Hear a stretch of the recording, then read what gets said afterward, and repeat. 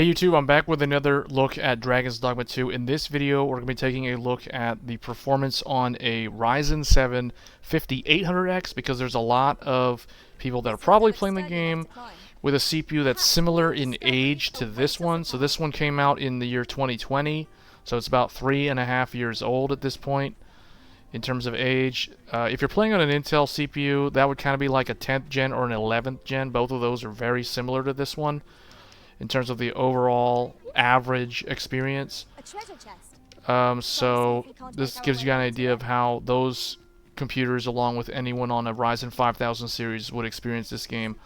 So in general, looking at it in Vermworth, this is the most CPU bound area in the entire game, we are typically in the 50s. It's unfortunate, it's close to 60, but you can see here it's like 50. It's always like in the 50s when in the town, with dips into the 40s. So it's about 10 FPS higher than the Ryzen 7 3800X. So the 3000 series Ryzens are about 10 FPS lower than the 5000 series Ryzen CPUs. So that being said, the Ryzen 5000 series does have a X3D CPU, which is one of the best gaming CPUs if you're still on a DDR4 AM4 based platform. So the 5800 X3D will probably handle this game quite a bit better, I would imagine. But this is the worst case scenario, is like basically mid 40s, upper, like anywhere from like 45 to like 58, I would say, is kind of the average. If we go outside where it's not as CPU heavy, you'll see it does start going above 60, but the game is still very CPU heavy even when you're outside the city, and that's because there's a lot of NPC related events. There's monsters, there's enemies that spawn in, especially at night now. So you can see it's dipping. But in general, outside, it's not really a problem. You're going to be like in the upper 60s, lower 70s. You're going to be definitely more GPU limited. Outside, you can see our GPU utilization is at 98% roughly. This is the same GPU that I used with the 3800X.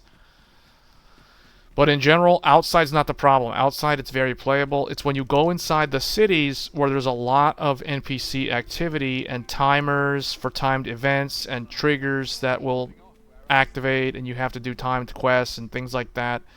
That's when you're going to see the quote-unquote performance issues that everybody's been complaining about.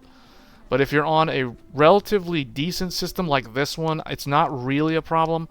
Like, only in the city are you going to see the drops. But you can see, like, as long as it's in the 50s, I feel like that's good enough. It would be nice if it was 60, but unfortunately, it is what it is.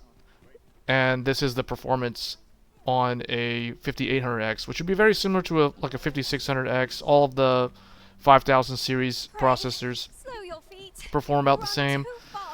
The one thing cool about AM4, though, is you do have the ability to upgrade relatively inexpensively to a Ryzen 7 5800X 3D. So that X3D CPU should be able to fix this 50-something FPS that we're getting. We're basically trying to hug 60, but we're not able to keep it all the time. I feel like the X3D CPUs do an excellent job at ironing out the frame dips, and that's true of games like Star Citizen, as well as MMOs like Black Desert and all the very, very CPU-bound MMOs of the past. X3D CPUs are basically well suited for that purpose.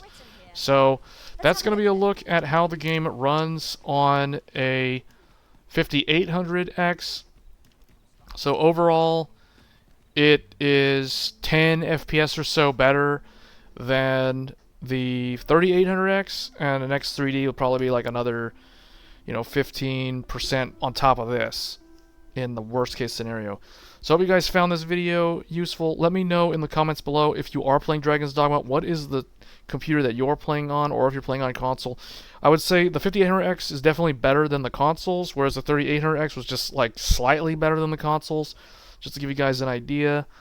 So it'll be interesting to see later this year with newer CPUs, like the Zen 5 CPUs, for example, which will probably be launching in Q3 of this year in the summer, that I will revisit this game on the new Zen 5 CPUs and see if those CPUs can handle this game at 60 in Vernworth without X3D.